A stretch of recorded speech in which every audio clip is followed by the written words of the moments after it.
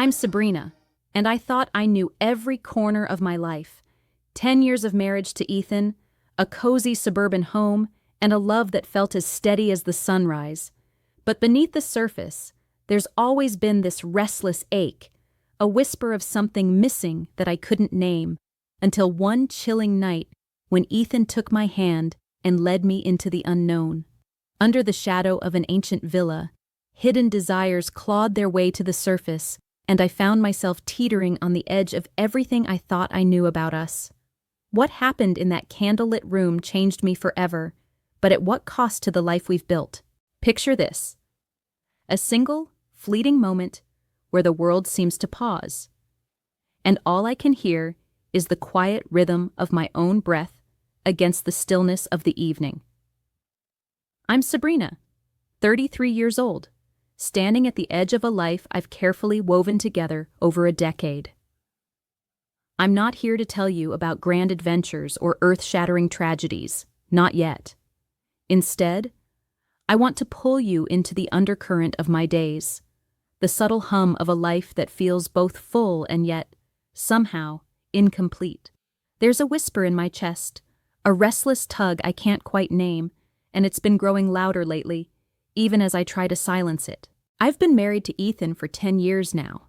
He's 35, a man who carries a quiet intensity in every step, every glance. Tall, with dark hair that's always just a little tousled, like he's run his hands through it one too many times, he has this presence. Calm, steady, but with an edge of something deeper. His voice? Oh, it's something else. A blend of warmth and authority that can make my heart skip when he says my name.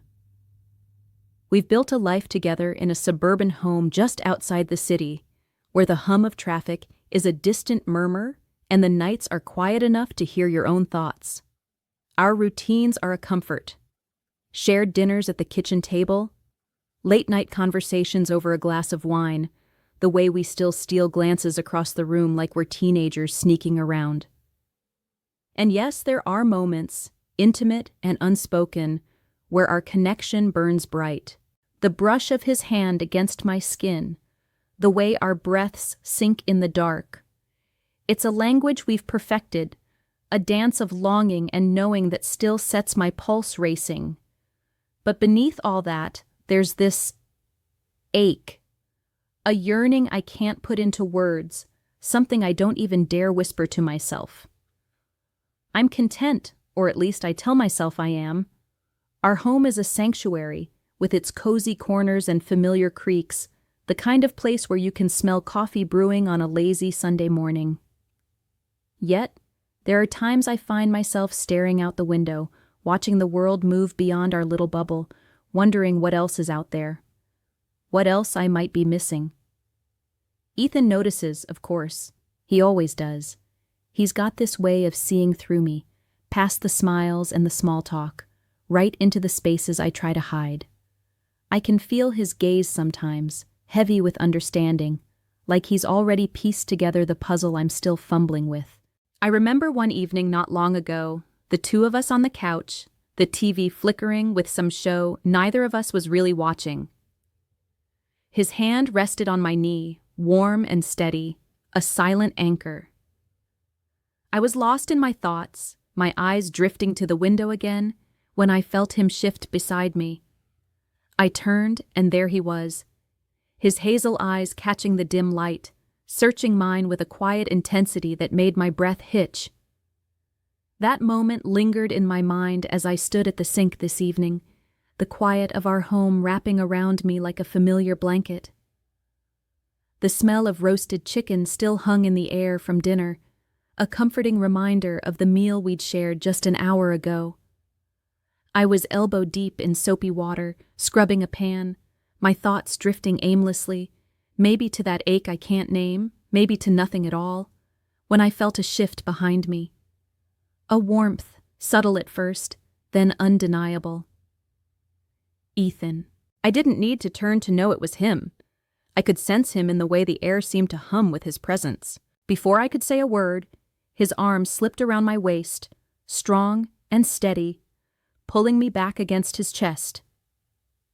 His chin rested on my shoulder, the roughness of his stubble grazing my skin, sending a tiny thrill through me. I could feel the rise and fall of his breath, warm against my ear, and then he whispered, low and deliberate, "I want to show you something new. But you have to trust me. No questions." His voice carried a firmness that made my stomach tighten, yet there was a tenderness there too, a promise woven into the words. A shiver ran down my spine, part curiosity, part apprehension, as I set the sponge down, the suds dripping off my hands into the sink. I turned in his hold, needing to see his face, to find some hint of what he meant. His hazel eyes met mine, steady and unreadable, but a small, knowing smile played on his lips. It was the kind of smile that made my heart stutter, like he held a secret just out of reach, something meant only for me. I opened my mouth to ask, to push for even a crumb of explanation, but before I could, he took my hand in his grip firm yet gentle, and tugged me away from the sink. "Come on," he murmured, and I let him lead me, my pulse quickening with every step. We moved through the kitchen, the linoleum cool under my bare feet, and into the hallway where our coats hung by the door. He grabbed mine off the hook and handed it to me, his movements quick, almost urgent. I slipped it on, my fingers fumbling with the zipper, trembling just enough that I noticed. Was it excitement? Nerves? I couldn't tell. His hand found mine again, the warmth of his palm grounding me as he pulled on his own jacket with the other. Then, without another word, he opened the door and we stepped out into the cool night air.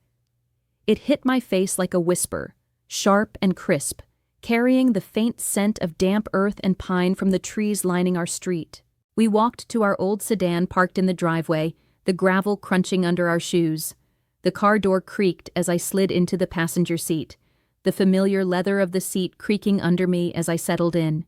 Ethan climbed into the driver's side, the engine rumbling to life with a low growl that vibrated through the car. I glanced at him, searching for any clue about where we were headed, but his face was a mask of quiet determination, his hands steady on the wheel as we pulled out of the driveway. The night stretched out before us, the streetlights casting fleeting golden streaks across the windshield, and my heart thrummed with a mix of anticipation and uncertainty. The silence between us wasn't uncomfortable, but it was heavy, like the air before a storm.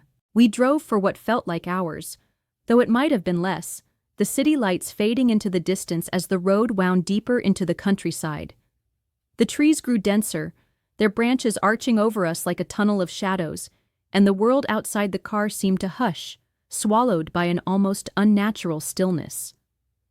I pressed my forehead against the cool glass of the window, watching the darkness blur past, my mind racing with questions I'd been told not to ask. Finally, the car slowed, tires crunching over gravel as we came to a stop. I straightened, peering out into the night, and my breath caught at the sight before me. There it was, an old villa, its silhouette looming against the moonlit sky, a ghostly giant carved from shadow and stone. Ivy clung to its weathered walls, creeping upward like skeletal fingers, and the air around us felt thick, charged with something I couldn't name. The forest surrounding the estate was eerily still, not a rustle of leaves or a whisper of wind to break the silence, save for the distant, mournful hoot of an owl that sent a shiver down my spine. Ethan cut the engine, the sudden quiet pressing in on me, and before I could gather my thoughts, he was out of the car and rounding to my side. He opened my door with a soft creak, his hand reaching for mine, steady and warm as he helped me out. My legs felt unsteady, my breath hitching as I stepped onto the uneven ground, the cool night air biting at my skin. I clung to his arm, my fingers digging into his sleeve as a tall figure emerged from the villa's arched entrance. He was dressed in black, his presence imposing, with sharp, angular features that seemed carved from marble under the pale moonlight. His eyes glinted with something unreadable as he nodded silently at Ethan, then gestured for us to follow. Later, I'd learn his name was Victor, but in that moment, he was a stranger, his voice rough like gravel when he finally spoke a single word. Inside. My heels crunched on the gravel path, each step echoing in the stillness as we approached the looming doorway, my pulse hammering in my ears. Stepping into the villa was like crossing into another world. The exterior had whispered of decay and neglect, but inside, warmth enveloped me, flickering candlelight casting golden shadows across ornate wallpaper that must have been centuries old. The air was heavy with the scent of melted wax and the faint, rich tang of aged wine, a heady mix that made my head swim.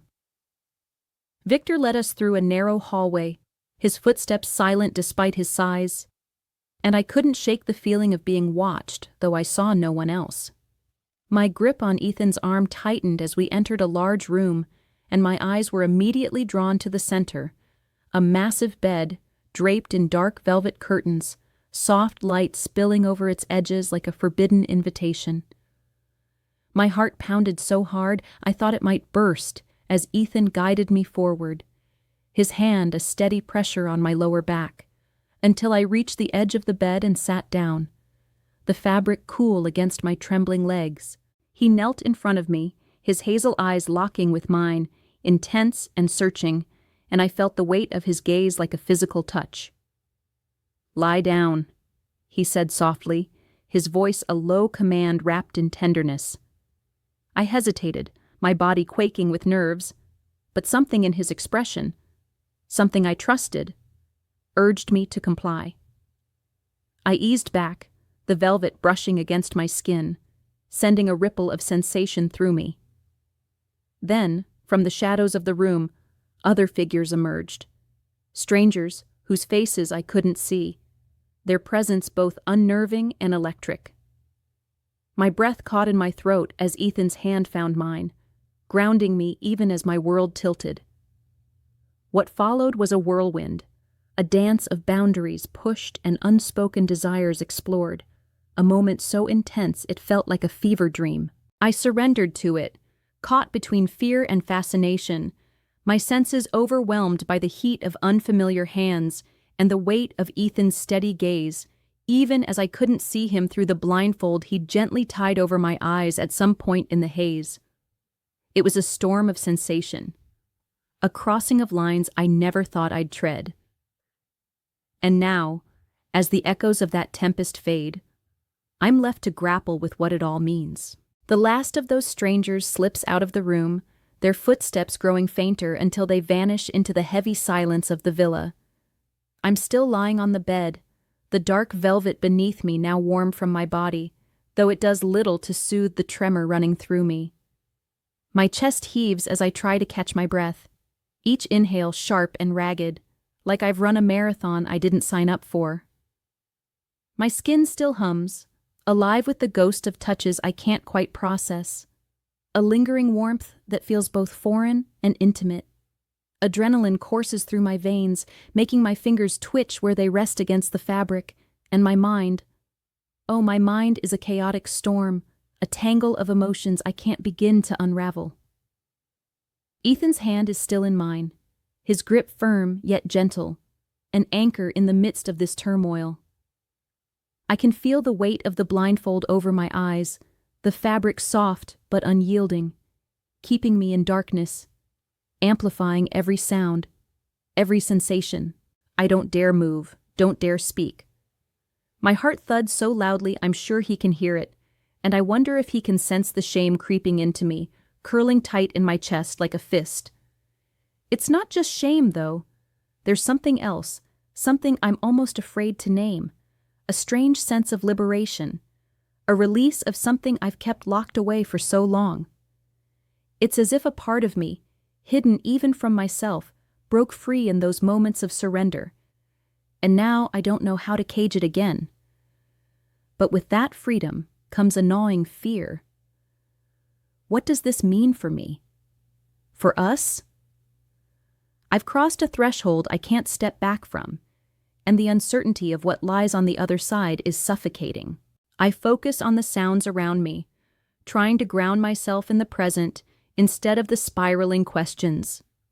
The faint crackle of candles burning somewhere in the room, their flickering light casting shadows I can't see but can somehow feel through the blindfold. The distant creak of the old villa settling, its ancient bones groaning under the weight of time and secrets. And closer, so much closer, Ethan's slow, measured breaths beside me. Each exhale is deliberate, controlled, a stark contrast to the uneven rhythm of my own. I cling to that sound, trying to decipher what it means. Is he angry? Disappointed? Or is he as lost in this moment as I am? I'm terrified to find out, terrified of what I'll hear in his voice if I break this fragile silence. Judgment would cut me deeper than any blade, anger would shatter me, but indifference, oh, that would be the worst of all. To hear nothing, to feel nothing from him after everything, would be a wound I'm not sure I could bear. My thoughts spiral further, a relentless current pulling me under. How could I have let this happen? Was this something I wanted all along, buried so deep I didn't even recognize it until now? That ache I've felt for so long, that restless whisper in my chest. Did it lead me here? To this bed? To this moment of raw vulnerability? And what does it say about me that I didn't stop it? That a part of me didn't want to?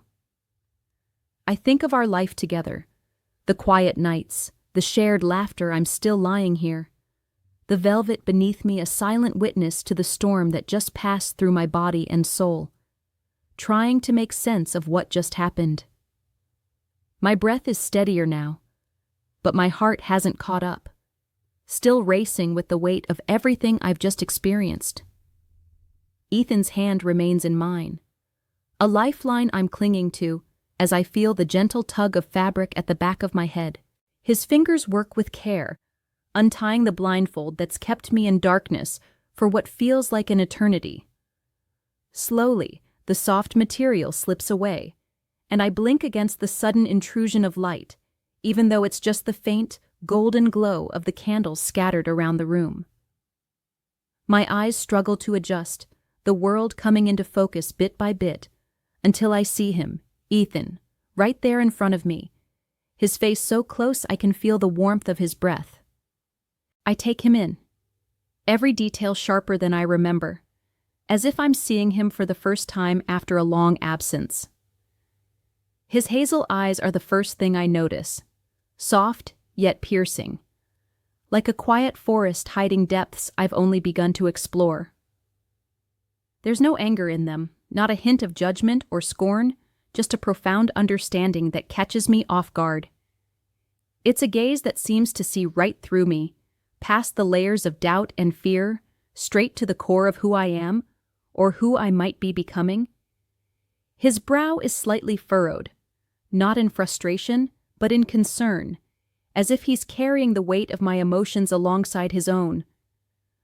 The lines around his mouth are tight, yet there's a tenderness there, a silent promise that he's here, no matter what.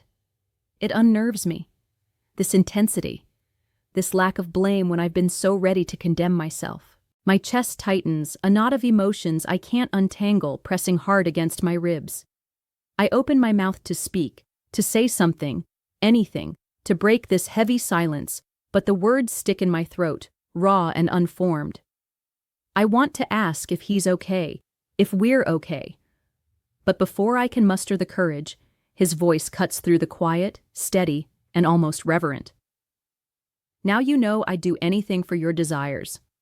Next time, you can choose, even all at once. There's no hesitation in his tone, no trace of doubt, just a quiet conviction that sends a shiver down my spine. His words hang in the air, heavy with meaning, and I realize in that moment what this was all about. This wasn't a betrayal, not some reckless act meant to hurt or control. It was his way of giving me something I couldn't even admit I wanted. A part of myself I've kept buried under years of routine and restraint. He saw it, felt it, long before I did, and he orchestrated this night to set it free. A flood of emotions crashes over me, each one vying for dominance as I try to make sense of it all. There's relief, sharp and sudden, washing away the fear that he might resent me for what just happened. It mingles with confusion, a dizzying whirl of questions about how we got here, how he knew this hidden part of me better than I knew myself. But beneath it all, there's something deeper, something that roots itself in my core. A love for this man that grows stronger in the face of this revelation. He didn't just push boundaries. He walked into the unknown with me, for me, willing to risk everything to show me a side of life, and of myself, I was too afraid to face alone. It's overwhelming, this realization that our bond isn't just about the safe, familiar moments we've shared over the years, but about a willingness to dive into the shadows together, to explore even the most forbidden corners of desire. I reach out, my hand trembling just slightly as my fingers find his face. The roughness of his stubble grazes my fingertips, a familiar texture that grounds me in this surreal moment. I trace the line of his jaw, feeling the warmth of his skin, and as my eyes meet his again, I catch a flicker of something new in his gaze. Vulnerability. It's subtle. As I sit there on the edge of the velvet-draped bed, still feeling the echoes of the night's intensity, Ethan's hand lingers on mine, a quiet strength that pulls me back to the present. I'm still processing his words, the promise of choice, the weight of all at once hanging between us like a charged whisper. My body feels heavy, spent, yet there's a restless energy buzzing beneath my skin as I realize it's time to leave this place, to step back into the world beyond these ancient walls. Ethan senses it too, his gaze softening as he shifts closer, his voice low and steady. "Let's go," he murmurs, and I nod, though my legs feel unsteady beneath me. He stands first, offering his hand, and as I take it, his other arm slips around my waist, a firm, reassuring presence that steadies me as I rise from the bed. The warmth of his touch seeps through the fabric of my clothes, grounding me in a way I desperately need right now. My knees wobble for a moment, the weight of everything we've experienced pressing down on me, but Ethan's hold tightens just enough to keep me upright. We move together, step by step, out of the room that has become a crucible for something I can't yet fully name. The air feels cooler in the hallway, the flickering candlelight casting long shadows on the ornate walls as we pass by Victor. He's standing near the entrance to the grand room, his imposing figure as still as a statue, his sharp features unreadable in the dim glow. He gives a single, silent nod, as if the night's events were nothing out of the ordinary, just another chapter in the villa's long, secretive history. I meet his gaze for a fleeting second, a shiver running through me at the thought of what he's witnessed. But then Ethan guides me forward, and I let the moment slip away. We step outside, and the cool night air hits my face like a gentle slap, sharp and bracing after the heavy warmth of the villa. It carries the scent of pine and damp earth, the forest around us whispering softly as leaves rustle in a faint breeze. The contrast is jarring, pulling me out of the haze I've been in, and a strange calm settles over me, like the world is exhaling alongside me. The gravel crunches under our feet as we make our way to the car, the sound a steady rhythm that matches the slowing beat of my heart. I glance back at the villa one last time, its looming silhouette against the moonlit sky now less menacing, more like a keeper of secrets I've only just begun to uncover. Ethan opens the car door for me, his hand lingering on my back as I slide into the passenger seat. The familiar creak of the leather, a small comfort in the midst of so much newness. He joins me, the engine rumbling to life with a low growl, and we pull away from the villa, the gravel path giving way to the smoother road as we head back toward the city. I reach for his hand again, my fingers finding his on the gear shift, and this time, the touch feels different. It's not just warmth or reassurance. There's a deeper current running through it, a shared understanding, a secret that binds us in a way I've never felt before. It's as if the night has woven an invisible thread between us, tightening with every mile we put between us and that place. I don't speak, and neither does he. The silence in the car isn't heavy or awkward. It's intimate, filled with unspoken thoughts, a space where we can both exist with what we've done, what we've felt, without needing to name it just yet. I turn my head, watching the trees blur past the window, their dark shapes melting into one another in the dim light of the passing street lamps. My mind replays the night, not in a frantic rush, but in slow, deliberate fragments. The way the velvet felt beneath me, the heat of unfamiliar presence, the steady anchor of Ethan's voice cutting through it all. I let myself linger on those moments, not with shame now, but with a quiet honesty I hadn't allowed before. I confess to feeling both liberated and terrified by the night's events. Don't forget to subscribe, like, and comment if you enjoyed this story. This will help us create more engaging stories for you.